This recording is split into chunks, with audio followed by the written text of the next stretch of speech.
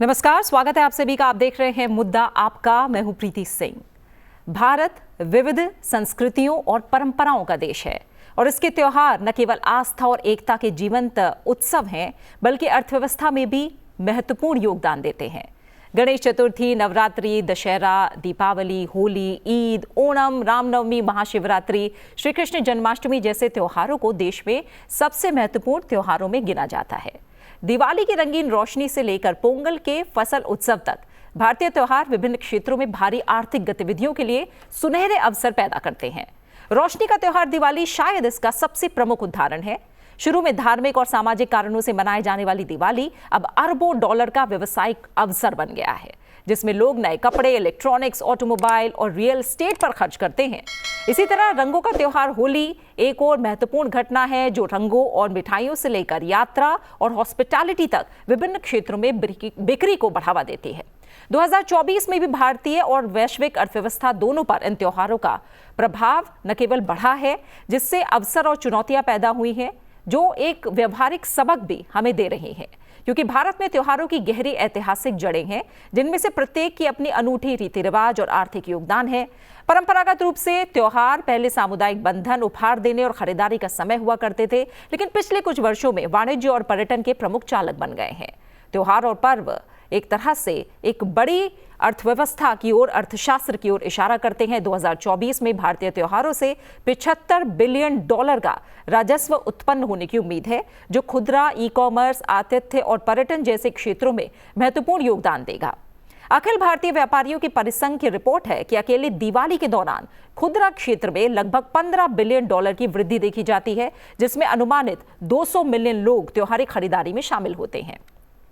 2023 में अगर दिवाली की बात करें तो भारत के ई कॉमर्स क्षेत्र में रिकॉर्ड तोड़ बिक्री देखी गई। प्रमुख ई कॉमर्स कंपनियों ने पिछले वर्ष की तुलना में बिक्री में 30% की वृद्धि दर्ज की। त्योहारी सीजन मेगा ऑनलाइन सेल का पर्याय बन गए हैं, जिसमें छूट की पेशकश की जाती है। उपभोक्ता इलेक्ट्रॉनिक से लेकर घरेलू उपकरणों तक सब कुछ खरीदने के लिए आकर्षित होते हैं। यानी एक तरह से हम देखें तो जो वार्षिक वृद्धि होती है इन ई कॉमर्स वेबसाइट पर, ऑनलाइन प्लेटफॉर्म पर, उसका लगभग 40% हिस्सा त्योहारी सीजन में होता है और खासकर दीपावली के दौरान होता है। मुद्दा आपका में समझेंगे त्योहारों का अर्थशास्त्र और हमारी अर्थव्यवस्था और इसके असर को जानेंगे, इससे जुड़े अलग अलग पहलुओं को भी। और इस पर चर्चा के लिए मेरे साथ दो खास मेहमान जुड़े हुए हैं। मेरे साथ हैं डॉक्टर अमन अग्रवाल, डायरेक्टर हैं इंडियन इंस्टीट्यूट ऑफ फाइनेंस के। बहुत बहुत स्वागत आपका डॉक्टर अमन अग्रवाल। साथ ही मेरे साथ डॉक्टर अनीश गुप्ता भी जुड़े हुए हैं, एसोसिएट प्रोफेसर हैं, दिल्ली स्कूल ऑफ इकोनॉमिक्स से। आपका भी बहुत बहुत स्वागत है अनीश गुप्ता जी। डॉक्टर अमन अग्रवाल, शुरुआत मैं आपसे करूंगी और थोड़ा सा मैं चाहूंगी आप समझाएं, जब हम भारतीय अर्थव्यवस्था की बात करते हैं, भारतीय जीडीपी की बात करते हैं, जीएसटी कलेक्शन की बात करते हैं, किस तरह का उछाल, किस तरह की तस्वीर त्योहार पेश करते हैं हमारे सामने? देखिए, जो हिंदुस्तान तो वैसे भी त्योहारों का देश है। हिंदुस्तान में कोई ऐसा धर्म नहीं है जो दुनिया में कोई धर्म हो जो यहाँ पे नहीं हो। तो इसलिए जो लोग हैं वो अपने धर्मों के त्योहारों को बहुत अच्छे से खुशी से बनाते हैं। और खुशी से मनाने का मतलब होता है कुछ ना कुछ सामान देना, कुछ ना कुछ खरीदारी करना। एक तरीके से बहुत बड़ा एक कारोबार उसकी वजह से जनरेट होता है, एम्प्लॉयमेंट जनरेट होती है, इकोनॉमिक एक्टिविटी जनरेट होती है, मूवमेंट होता है, ट्रांसपोर्टेशन का मूवमेंट होता है। लोग एक घर से दूसरे घर अपने जो जानकार हैं, फैमिली के मेंबर्स हैं, उनके यहाँ जाते हैं। त्योहारों के समय छुट्टियां बनाने जाते हैं, पूरे साल वेट करते हैं कुछ त्योहारों की। तो जो अगर आंकड़े देखे जाएं, काफ़ी सारी रिसर्च स्टडी हुई हैं अंतर्राष्ट्रीय देशों में, तो भी ऐसा देखा गया। बट वहाँ पे त्योहार इतने ज़्यादा नहीं होते हैं जितने हिंदुस्तान में होते हैं। तो पूरे साल भर में ही इतने त्योहार है कि करीबन अगर हम जीडीपी बूस्ट को ही देखें, करीबन 35 to 40% जीडीपी बूस्ट जो है वो जो हमें ग्रोथ फैक्टर देखने को मिलता है, जो रेगुलर ग्रोथ है वो नहीं, जो ग्रोथ फैक्टर हमें जीडीपी के अंदर देखने को मिल रहा है, उसमें का उसका 35% जो है वो त्योहारों की वजह से ही आता है, जो हमें मार्केट में देखने को मिलता है। वो लोकल बिजनेस भी सपोर्ट करते हैं, टूरिज्म भी सपोर्ट करते हैं, जो इंडस्ट्रीज हैं, इवन काफी हद तक अब रियल एस्टेट को भी लोग सपोर्ट करने लगे हैं। क्योंकि पहले तो सिर्फ अंतर्राष्ट्रीय देशों में देखते थे कि जो है कोई दुबई में खरीद रहा है, लंदन में खरीद रहा है प्रॉपर्टी। अब तो हिंदुस्तान में भी जो लोग ट्रैवल करते हैं, देखते हैं, वो कहते हैं अच्छा अब यहाँ पे है तो यहाँ पे भी हम खरीद लेते हैं, परिवार आके मिल सकेगा। ई कॉमर्स प्लेटफॉर्म्स भी अब इतने आसान हो गए हैं कि कोई भी कहीं पे है अब वो सामान खरीद सकता है। तो इस वजह से ई कॉमर्स में भी एक्टिविटी में ग्रोथ देखने को मिली है। तो मेरे विचार में त्योहारों का जो कंपोनेंट है, कंट्रीब्यूशन है, किसी भी देश और स्पेशली हिंदुस्तान जैसे देश में जहाँ पे इतने त्योहार हैं, इतने सारे धर्म हैं, वहाँ पे सबसे ज्यादा है। अनीश गुप्ता जी, बड़े फैक्टर्स क्या हैं, क्यों इतना बूम देखा जा रहा है और साल दर साल ये बढ़ रहा है? अ, मेरे ख्याल से सबसे पहला रीजन तो ये है कि भारतीय लोगों का प्रभाव पूरे विश्व में पहले की तुलना में बढ़ता जा रहा है।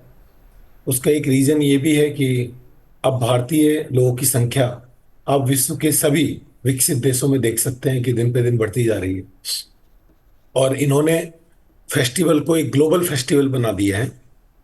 और साथ ही इस रिजीम में हम पिछले 5-10 सालों से देखेंगे कि हमारे प्रधानमंत्री जी के भी एक प्रभाव है कि जिन्होंने भारतीय त्योहारों को, भारतीय हेरिटेज को आगे तक बढ़ाया है। तो मुझे लगता है ये सब काफी बड़े रीजन्स हैं जिसकी वजह से हम लोग के त्योहारों को अब पूरे विश्व में महत्व दिया जाने लगा है।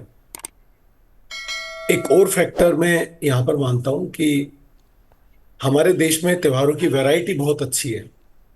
तो उस वजह से, जैसे पोंगल एक त्योहार है केरल के अंदर, तो नॉर्थ इंडिया से लोग पोंगल के समय केरल की तरफ जा रहे हैं घूमने।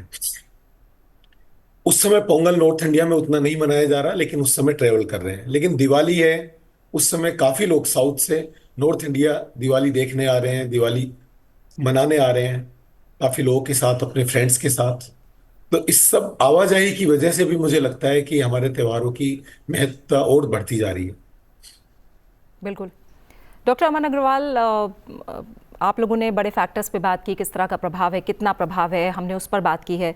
मैं थोड़ा सा समझना चाहूँगी, क्योंकि हाल फिलहाल हमने मेक इन इंडिया पर खासा जोर दिया है और हाल फिलहाल हमने देखा है कि जो बाजार चीनी सामानों से पटे रहते थे, अब किस तरह से लोग उनको नकार रहे हैं और जो भारत में बने सामान हैं उनको ज़्यादा खरीदारी हो रही है। मैं थोड़ा समझना चाहूँगी कि जब हम मेक इन इंडिया की बात करते हैं, उसका कितना बड़ा रोल है इस समय भारतीय बाजारों पर, साथ ही जो हमारी छोटी इंडस्ट्रीज़ हैं या जो हमारे हैंडीक्राफ्ट्स हैं उन्हें लेकर अगर बात करें और उन्हें भी कहीं ना कहीं त्योहारों में ज़्यादा बूम देने की बात करें, तो तस्वीर कैसी नज़र आती है?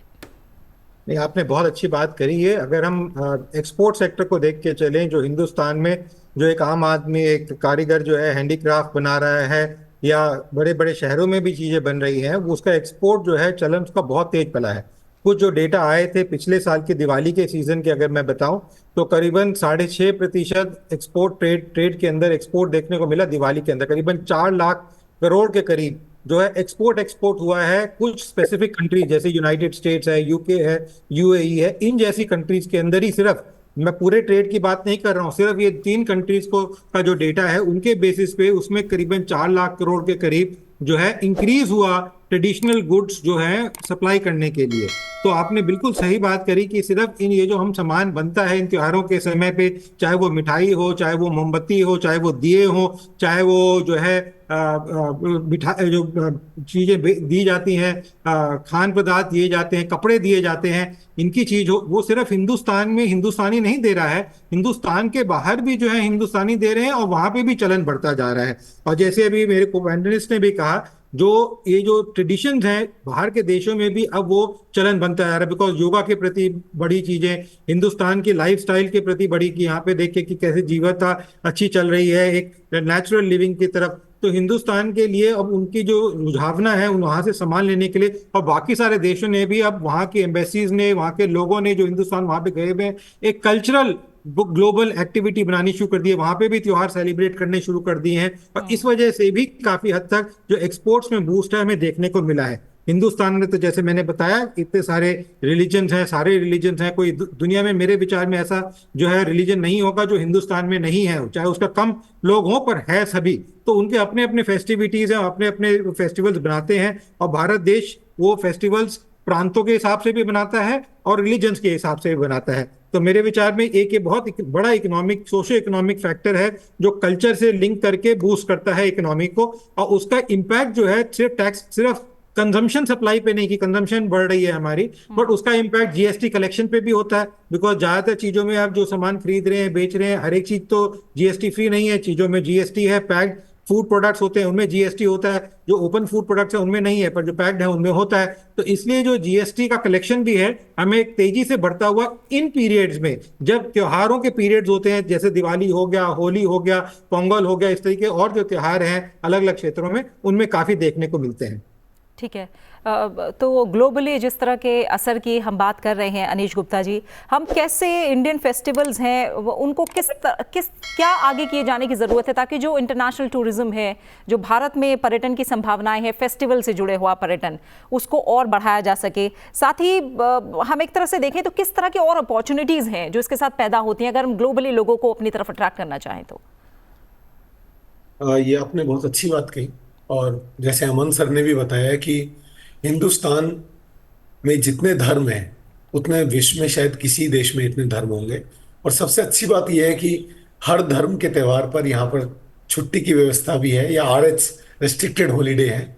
लेकिन इतना, अगर आप मान लीजिए, मुझे याद है कि आज के 15 साल पहले जब मैं यूनिवर्सिटी ऑफ ब्रिटिश कोलंबिया में था, तो वहां पर दिवाली पर कोई छुट्टी नहीं मिली हमें। लेकिन हिंदुस्तान ऐसा देश है जिसमें किसी भी धर्म के त्यौहार के लिए छुट्टी जरूर मिलती है। और यही एक रीजन है कि यहाँ पर किसी भी धर्म के त्यौहार को मनाने के लिए लोगों का आना जाना आराम से हो सकता है। और इसके अलावा जो आप कह रहे हैं कि किस तरह चीज़ों को बढ़ाया जाए, तो ये हम कुछ चीज़ें नोटिस कर रहे हैं कि अलग अलग सिटी के भी अपनी अपनी कल्चर है, त्यौहार के अलावा भी। आप उदाहरण के तौर पर देखेंगे, बनारस की अपनी एक कल्चर है। तो बनारस की कल्चर के तमिल के साथ क्या रिलेशन है, ये पहले लोगों को पता ही नहीं था। अब जब से वो तमिल फेस्टिवल शुरू हुआ है, बनारस तमिल संगम जो फेस्टिवल शुरू किया गया है, उससे काफी लोगों को पता चला और देखा कि कितने तमिलियंस वहां आने लगे, और काफी सारे बनारस के लोग तमिल जाने लगे हैं। और काफी कम लोगों को पता है कि तमिलनाडु के अंदर भगवान शिव की जो पूजा की जाती है, तो वहां भी बिल्कुल ऐसे कि ऐसे चारों धाम माने जाते हैं, और वो चारों धाम भी बिल्कुल वैसे ही लोग परिक्रमा देने जाते हैं और वैसे ही फेस्टिवल मनाने जाते हैं जैसे हम लोग बनारस में करते हैं, या हम बद्रीनाथ, केदारनाथ आदि की यात्रा करते हैं। तो ये कल्चरल कनेक्शन बहुत हाई है। लेकिन पिछले कुछ समय में एक अच्छी बात ये हुई है कि हम लोगों ने उन कल्चरल कनेक्शंस पर ध्यान देना शुरू किया है। पहले बहुत सारी चीजें हमारी स्मृति से चली गई थी और हम लोगों को पता नहीं था। अभी जैसे सर ने भी जब आपने प्रश्न किया मेक इन इंडिया वाला, तो आप देखेंगे कि मेक इन इंडिया तो आज हम लोगों ने शुरू किया, लेकिन हमारे त्योहारों का पर्पस ही ये था कि लोकल लोगों को, लोकल फेस्टिवल्स को बढ़ावा मिले। हमेशा से यही पर्पस रहा है। छोटी छोटी चीजें, फॉर एग्जाम्पल, हम आमतौर पर उन्हीं वस्तुओं को परचेज करते हैं क्योंकि हमारी संस्कृति में कहा गया है कि जिन चीजों की हमें जरूरत हो। लेकिन दीपावली का त्यौहार ऐसा है जिस पर हम उन चीजों को जरूरत परचेज करने लगते हैं जिनकी हमें जरूरत नहीं है, लेकिन उसको खरीदने से उस दुकानदार की जरूरत पूरी होती है। आप देखेंगे कि हर कोई शॉपिंग करता है दीपावली में, और कुछ ना कुछ घर को सजाने के लिए जरूर खरीद के लाता है। इसलिए मुझे ये बहुत यूनिक प्रैक्टिस लगती है कि देश के अंदर अगर इंटरनेशनल लोगों को भी इन फेस्टिवल से अवगत कराना है, तो हर सिटी में जो भी हमारी कल्चर हैं अलग अलग, ये दिवाली तो बहुत बड़ा त्यौहार है, छोटे छोटे त्यौहार हैं अलग अलग छोटे छोटे सिटीज में, उन सब की स्टोरीज भी हमें आगे लानी चाहिए। और उन सब के ऊपर मैं आप लोगों से भी अनुरोध करूंगा कि इन सब के ऊपर कुछ प्रोग्राम भी बनाने चाहिए कि अलग अलग सिटी के त्योहारों को लेकर, जिससे कि टूरिज्म को बढ़ावा मिले। बिल्कुल। डॉक्टर अमर अग्रवाल, मैं इसी चीज़ को थोड़ा सा और चाहूँगी, थोड़ा और हम गहराई से समझें, क्योंकि भारत जो सांस्कृतिक विविधता वाला देश है, सांस्कृतिक संपन्नता हमारे पास है, उसे सबसे आगे लाकर हम कैसे भारत को एक सांस्कृतिक महाशक्ति के रूप में परिवर्तित कर सकते हैं? क्या किस तरह का और आगे हमें उद्देश्य और आकांक्षाएं लेकर चलनी होंगी?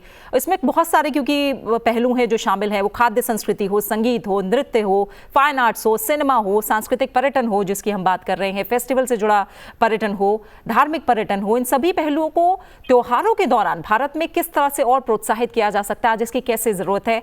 कैसे हम इसे व्यवस्थित कर सकते हैं और सिस्टमैटिक कर सकते हैं ताकि देश के नागरिकों में भी इन त्योहारों के प्रति उत्साह बढ़े और इनको मनाने का जो पैमाना हो उसे भी बढ़ाया जा सके और विदेशी पर्यटक भी हमारी तरफ आकर्षित हों? तो कैसे हम आगे बढ़ सकते हैं इसे लेकर? मैं कहना चाहूंगा, पहली चीज तो अगर हम इन समय पे देखें, अक्टूबर के महीने में, नवंबर के महीने में ये पिछले 2-3 साल से देखा गया। एक तो ऑनलाइन प्लेटफॉर्म्स की ही सेल जो है करीबन 20 से 25% इंक्रीज होती है। डिजिटल ट्रांजैक्शंस की जो digital transactions national payment corporation of India witness करती है और डेटा देती है, उसमें करीबन 40 से 45% वृद्धि देखने को मिलती है अक्टूबर नवंबर के महीनों में।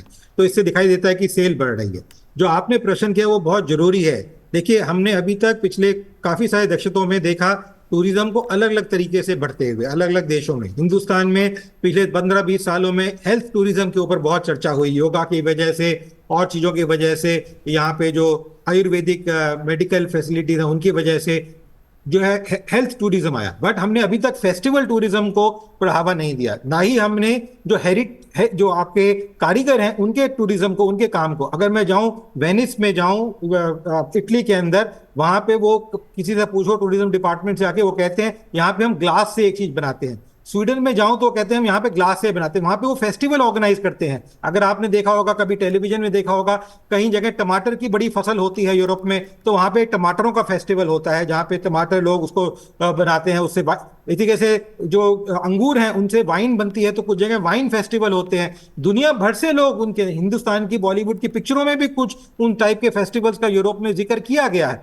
तो जब ऐसे देश ये छोटी छोटी चीजें जिनका कोई हिस्टोरिकल तात्पर्य नहीं है, जो इनका कोई एक कल्चर से रिलेशन नहीं है, बट क्योंकि वहां पे वो कमर्शियल नेचर एक्टिविटी है, वाइन बनाना है या टमाटो बनाना है, उससे वो उसको त्योहार की तरह बना रहे हैं। तो हिंदुस्तान में हम जो इतने सारे फेस्टिवल्स हैं, इनको क्यों ना हम इंडियन एम्बेसीज के थ्रू, इंडियन कल्चरल काउंसिलेट्स के थ्रू, सिमिलरली जो चेंबर्स हैं हमारे, वो वहां पे टाई अप करके डेलीगेट्स वहां से लेके आए जो दिखाएं। जो हमारे आर्टिजियंस हैं, अब डायमंड के अंदर हम सबसे लार्जेस्ट प्रोड्यूसर हैं डायमंड के। हम पैदा नहीं करते, पर जो गार्निशिंग करनी होती है सबसे ज्यादा गुजरात में होती है, उसकी गार्निशिंग जो है हिंदुस्तान करता है। एक्सपोर्टर भी सबसे लार्जेस्ट है। तो हम क्यों ना लोगों को लेके आए कि एजुकेशन ले, ट्रेनिंग ले यहाँ पे आके। तो इस तरीके से टूरिज्म जो है बढ़ाया जा सकता है। इसमें मेरे विचार में मिनिस्ट्री ऑफ इंडस्ट्री, जो एक ministry of commerce and industry है उनको, और मिनिस्ट्री ऑफ टूरिज्म को हाथ मिलाने चाहिए। इसी तरीके से मिनिस्ट्री ऑफ एग्रीकल्चर को भी हाथ मिलाने चाहिए, बिकॉज हम एक ट्रेडिशनल एग्रीकल्चर अभी भी फॉलो कर रहे हैं, ऑर्गेनिक एग्रीकल्चर फॉलो कर रहे हैं, जिसके दाम 4 गुने हैं मार्केट के अंदर, 5 गुने हैं अंतरराष्ट्रीय मार्केट में। और कुछ एक्टिविटीज हरियाणा, पंजाब, केरला, साउथ से 2-3 और देश हैं वहां से हो रही है। कुछ इधर नॉर्थ ईस्ट से भी हमें देखने को मिला, कुछ कंट्रीज ने कोलैबोरेशन की, पर वो बहुत कम है। हमारे में पोटेंशियल बहुत ज्यादा है। अगर भारत सरकार की तरफ से कुछ इसमें महत्वता दी जाए, जहां पे कुछ एक्टिविटीज की जाए, जो इंडियन दूतावास बने हुए हैं अलग देशों में, वहां पे वो थोड़ा सा प्रमोट करे, जैसे बाकी देशों के दूतावास हिंदुस्तान में प्रमोट करते हैं और टूरिज्म करते हैं। कुछ ट्रैवल टूर्स के एजेंसीज हैं, उनको प्रमोट किया जाए, तो मेरे विचार में हिंदुस्तान का कल्चर भी बढ़ेगा, हिंदुस्तान का ट्रेड भी बढ़ेगा, और जो हम पोटेंशियल, अभी मैंने आपको बताया 35% जो इंक्रीज होता है जीडीपी के अंदर उसका, वो हम उसको करीबन 50-60 पे लेके जा सकते हैं। इतनी क्षमता है हमारे अंदर। और उससे सिर्फ जीडीपी ग्रोथ या रेवेन्यू ग्रोथ या जीएसटी ग्रोथ नहीं होगी।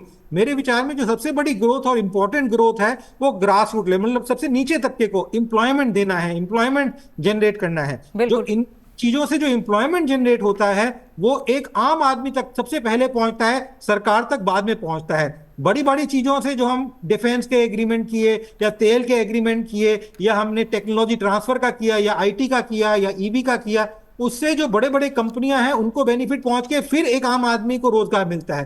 पर अगर हैंडीक्राफ्ट को ग्रो करें, फेस्टिवल्स को ग्रो करें और चीजों को, एग्रीकल्चर को ग्रो करें और इस तरीके से टूर्स बनाएं कि वहां पे लोग देखें कि हिंदुस्तान में गांव में लोग कैसे रहते हैं, 100 साल 110 साल की उम्र कैसे जी रहे हैं, वो लोग कैसे काम कर रहे हैं, कैसे 90 साल का आदमी औरत जो है किसान खेती कर रहा है। मेरे विचार में एक बड़ा यूनिक मॉडल रहेगा और इससे हमारे जो आम आदमी है उसको एम्प्लॉयमेंट और ग्रोथ देखने को मिलेगी और अल्टीमेटली हिंदुस्तान को ग्रोथ देखने को मिलेगी। बिल्कुल। इसमें आप क्या जोड़ना चाहेंगे अनीश गुप्ता जी? क्योंकि हम जब इंक्लूसिविटी की बात करते हैं, हर एक को साथ लेने की बात करते हैं, तो जो मार्जिनलाइज कम्युनिटीज़ हैं या ऐसे जो तबके हैं जो कहीं ना कहीं पीछे छूटे हुए हैं, उन्हें भी हम साथ लेकर त्योहारी सीज़न में चल पाएँ, वो भी त्यौहार को इतना मना भी पाएँ और उससे फ़ायदा भी ले पाएँ, मुनाफा भी कमा पाएँ। कैसे हो सकता है? सर ने बहुत अच्छे से बताई ये बात। मैं इसमें सिर्फ एक ही बात जोड़ना चाहूँगा कि आप सिर्फ अब हमारे सामने दिवाली फेस्टिवल है, आप इस दिवाली फेस्टिवल में ही देख लीजिए, इसमें आम तौर पर केवल बड़े बड़े लोगों की इनकम नहीं होती है। आप पेंटर को देखिए, या मैसों को देखिए जो मजदूरी करता है। हर लोग जिनको भी अपना कंस्ट्रक्शन का थोड़ा बहुत काम करवाना है, वो सोचते हैं दिवाली से पहले पहले पूरा करवाना है। हर घर अपने घर में पेंट करवाने का काम शुरू करता है तो दिवाली के समय ही करता है। इवन आप बहुत छोटे जो समाज में माना जाता है, कबाड़ी, आप कबाड़ी की भी इनकम अगर आप देखेंगे तो वो भी इसी पीरियड में सबसे ज्यादा इनकम बताएगा, क्योंकि अधिकतर लोग अपना सारा सामान निकाल कर सफाई करते हैं। तो बहुत सारी चीजें जो उन्हें लगता है कि यूजफुल नहीं है उन्हें निकालना चाहिए। तो ये केवल इनकम इन्हीं लोगों की नहीं है कि हम लोग बड़े बड़े कंपनीज की बात करें या फिर ई कॉमर्स की बात करें, बहुत ही छोटे छोटे लेवल के लोगों तक की भी वही इनकम है। डॉक्टर अमन अग्रवाल, इसके अलावा अब बात होगी एक तरह से सस्टेनेबल सेलिब्रेशंस की, क्योंकि हमें साथ ही साथ पर्यावरण का ख्याल भी रखना है।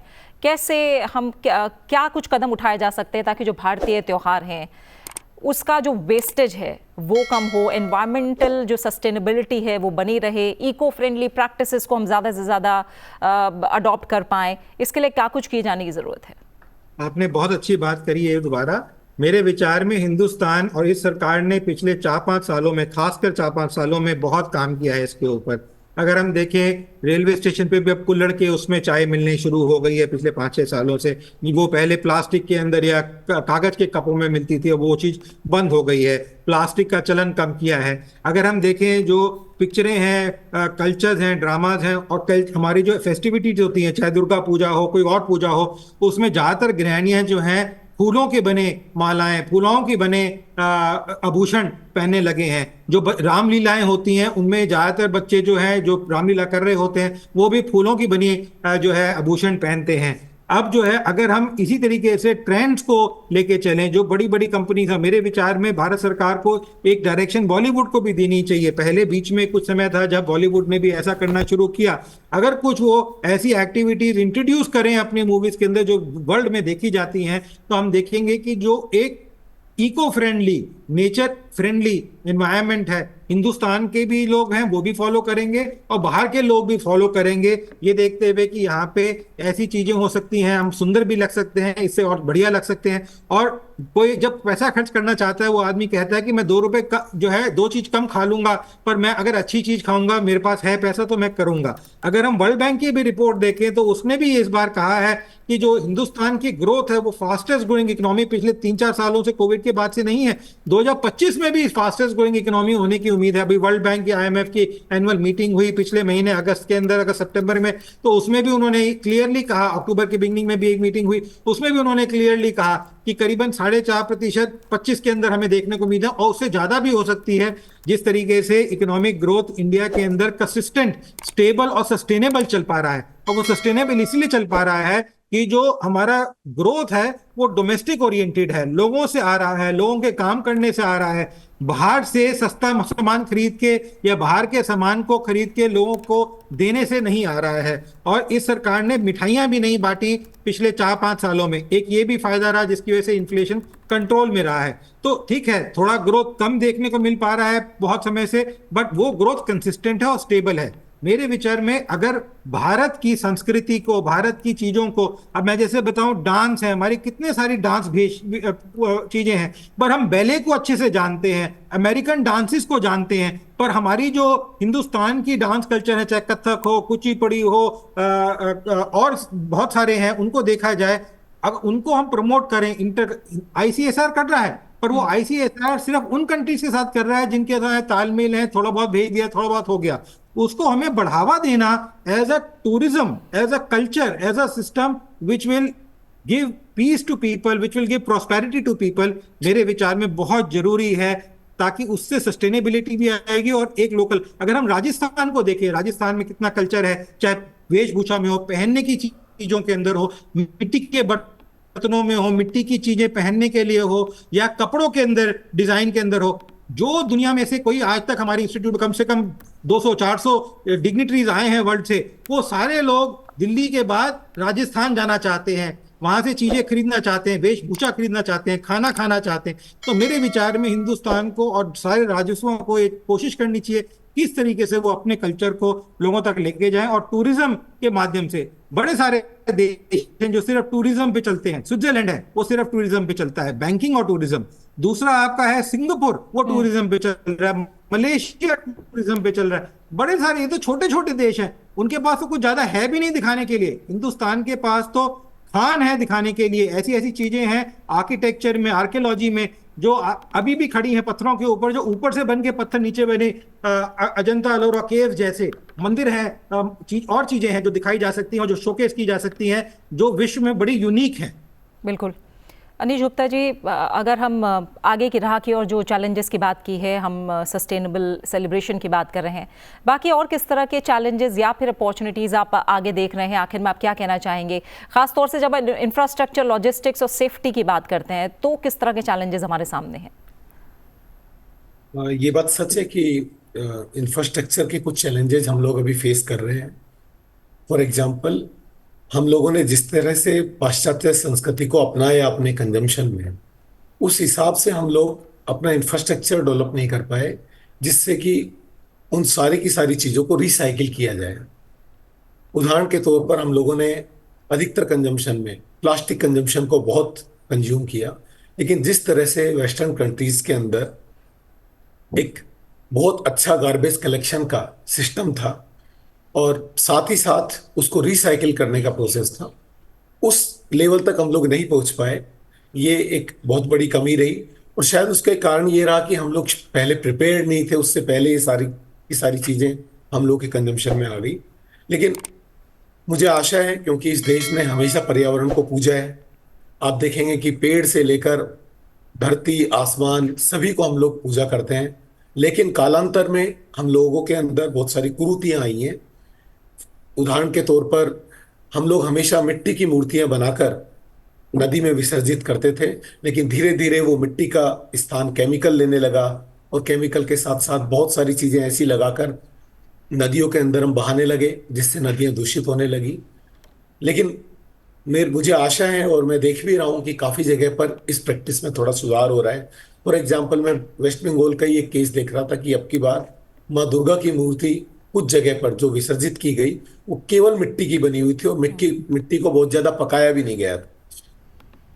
तो मुझे लगता है कि जितना हम अवेयरनेस फैलाएंगे इस बारे में, अपनी कल्चर के बारे में, और लोगों को बताएंगे कि पर्यावरण को पूजने वाले देश में अगर ये चीज़ें होंगी तो हम बहुत लंबे समय तक सर्वाइव नहीं कर पाएंगे, तो लोगों में सुधार आएगा, मुझे ऐसी आशा है। बिल्कुल।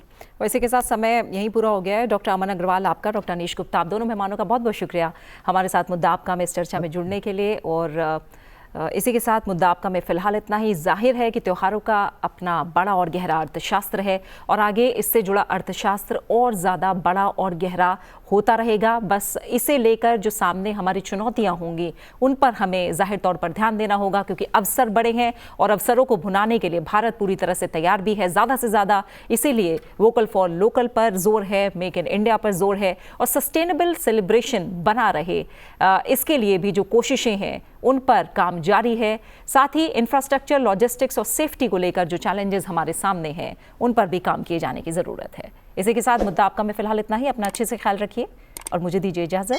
नमस्कार।